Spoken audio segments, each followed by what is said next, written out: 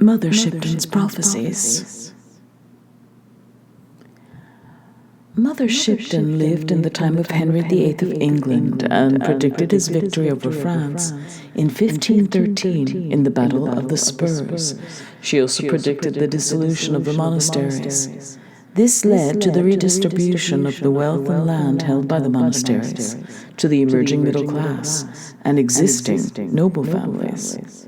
Mother Shipton exhibited prophetic and psychic abilities from an early age, writing prophecies in the form of poems, not much different from the cryptic quatrains of Nostradamus, all subjective.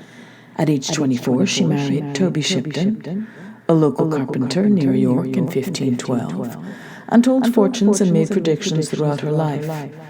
They had no children, but she became known as Mother Shipton because of all the people she helped. They lived in Knaresborough, England. Her power to see into the future made her well known not only in her hometown, but throughout England. Her legend was passed on through oral traditions and is perhaps sometimes embellished a bit. Since 1641, there have been more than 50 different editions of books about her and her prophecies. Many of her visions came true within her own lifetime, and in subsequent centuries, predicting important historical events well into the future, including the Great Fire of London in 1666, the defeat of the Spanish Armada in 1588, as well as the advent of modern technology, whatever that means. She even forecast her own death in 1561. It is now generally acknowledged that Mother Shipton was largely a myth, and that many of her prophecies were composed by others after her death, and after the events they predicted. So, her prophecies were apparently recorded in a series of diaries, but the first published book of her work did not appear until 1641, and the most noted work by Richard Head came out in 1684. Head later admitted to inventing almost all Shipton's biographical details.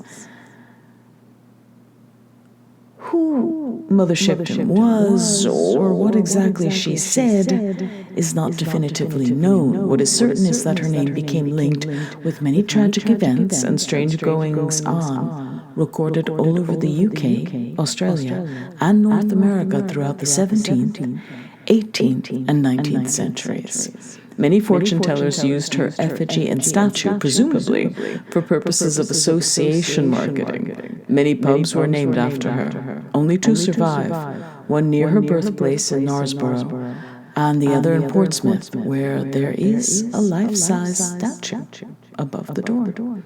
A caricature of Mother Shipton was used in early pantomime and is believed by historians to be the forerunner of the panto dame. There's a small moth native to Yorkshire named after her. It seemingly bears a profile of a hag's head on each wing. So, I will start reading some of the poems. And now, a word in uncouth rhyme of what shall be in future time. Then upside down the world shall be, and gold found at the root of tree. All England's sons that plough the land shall oft be seen with book in hand. The poor shall now great wisdom know. Great houses stand in far-flung vale, all covered o'er with snow and hail. A carriage without horse will go, disaster fill the world with woe. In London, Primrose Hill shall be, in centre hold a bishop's see. Around the world men's thoughts will fly, quick as the twinkling of an eye. And water shall great wonders do, how strange, and yet it shall come true. Through towering hills proud men shall ride, no horse or ass move by his side. Beneath the water men shall walk, shall ride, shall sleep, shall even talk. And in the air men shall be seen, in white and black and even green. A great man then shall come and go, for prophecy declares it so. In water iron then shall float, as easy as a wooden boat. Gold shall be seen in stream and stone, in land that is yet unknown. And England shall admit a Jew. You think this strange, but it is true. The Jew that once was held in scorn shall of a Christian then be born. A house of glass will come to pass in England, but alas, alas, a war will follow with the work, where dwells the pagan and the Turk. These states will lock in fiercest strife, and seek to take each other's life.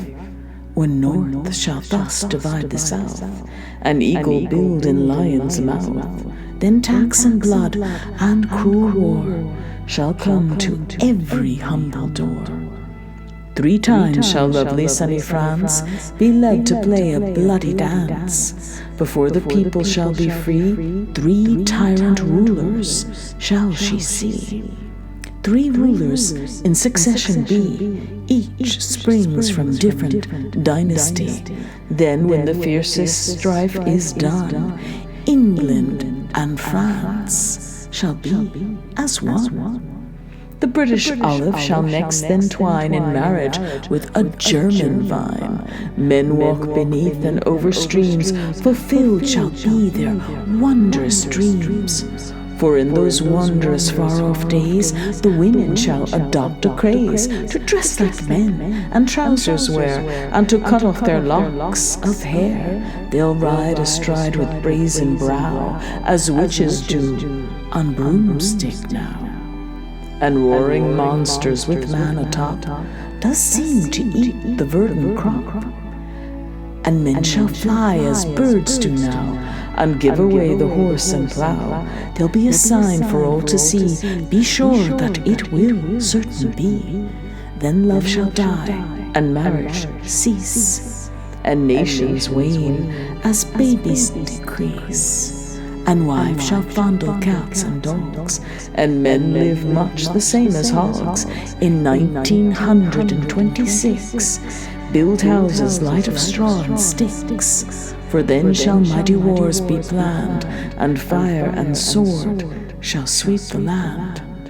When pictures seem alive with movements free, when boats like fishes swim beneath the sea, when men like birds shall scour the sky, then half the world deep drenched in blood shall die. For those who live the century through in fear and trembling, this shall do. Flee to the mountains and the dens, to bog and forest and wild fens, for storms will rage and oceans roar, when Gabriel stands on sea and shore, and as he blows his wondrous horn, all worlds die, and new be born. A fiery dragon will cross the sky 6 times before this earth shall die. Mankind will tremble and frightened be, for the 6th heralds in this prophecy. For 7 days and 7 nights, man will watch this awesome sight. The tides will rise beyond their ken to bite away the shores, and then the mountains will begin to roar, and earthquakes split the plain to shore. And flooding waters rushing in will flood the lands with such a din that mankind cowers in muddy fen and snarls about his fellow men. He bares his teeth and fights and kills, secretes food in secret hills, and ugly in his fear he lies, to kill marauders, thieves and spies. Man flees in terror from the floods, and kills and rapes and lies in blood, and spilling blood by mankind's hands will stain and bitter many lands. And when the dragon's tail is gone, man forgets and smiles and carries on, to apply himself too late, for mankind has earned deserved fate. His masked smile, his false grandeur, will serve the gods their angry stir, and they will send the dragon back to light the sky. His tail will crack upon the earth and rend the earth, and man shall flee, king, lord, and serf. But slowly they are routed out, to seek diminishing waterspout, and men will die of thirst before the oceans rise to mount the shore, and lands will crack and rend anew. You think it strange? It will come true. And in some far-off distant land, some men, oh, such a tiny hand, will have to leave their solid mount and span the earth, those few to count, who survives this unreadable endane. Begin the human race again, but not on land already there, but on ocean beds stark, dry, and bare. Not every soul on earth will die, as the dragon's tail goes sweeping by. Not every land on earth will sink, but these will wallow in stench and stink of rotting bodies of beast and men, of vegetation crisped on land. But the land that rises from the sea will be dry and clean and soft and free of mankind's dirt, and therefore be the source of man's new dynasty. And those that live will ever fear the dragon's tail for many a year. But time erases memory. You think it's strange, but it will be. And before the race is built anew, a silver serpent comes to view, and spew out men of like unknown, to mingle with the earth now grown cold from its heat. And these men can enlighten the minds of future man, to intermingle and show them how to live and love, and thus endow the children with the second sight, a natural thing, so that they might grow graceful, humble, and when they do, the golden age will start anew. The dragon's tail is but a sign for mankind's fall and man's decline, and before this prophecy is done, I shall be burned at the stake, at one, my body singed, and my soul set free. You think I utter blasphemy? You're wrong. These things have come to me. This prophecy will come to be.